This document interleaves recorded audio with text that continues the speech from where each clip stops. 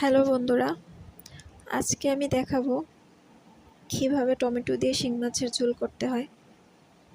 তো অনেকেই জানো, আর অনেকেই রান্না শিখতে চাচ্ছ, বা যারা রান্না জানো না তাদের জন্য এই ভিডিওটা।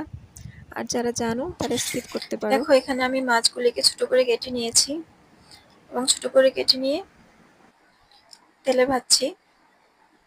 মাছগুলি ভেজে নিতে হবে।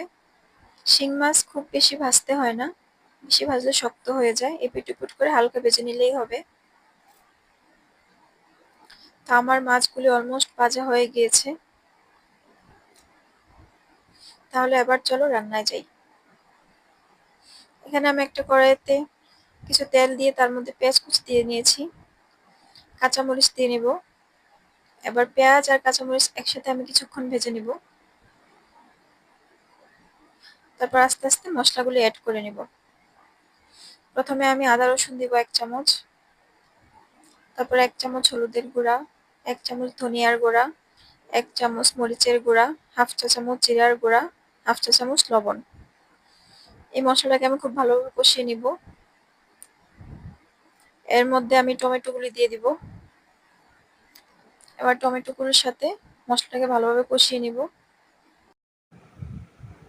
মশলাটা যেন পুড়ে না যায় তার জন্য এখানে পানি অ্যাড করতে হবে। এবার দেখো, আমার মশলাটা ভালোভাবে কষানো হয়ে গিয়েছে এবং এর মধ্যে আমি মাছগুলি দিয়ে দিব। মাছগুলি দিয়ে এবার কিছুক্ষণ রান্না করব।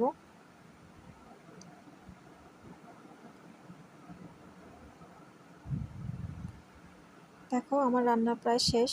আমি মাঝখানে একবার তরকারিতে ঝোল দিয়ে নিয়েছিলাম। রান্না শেষে ধনিয়া পাতা দিয়ে দিয়েছি। তো আমার রান্নাটা প্রায় শেষ। Thank you for watching my video.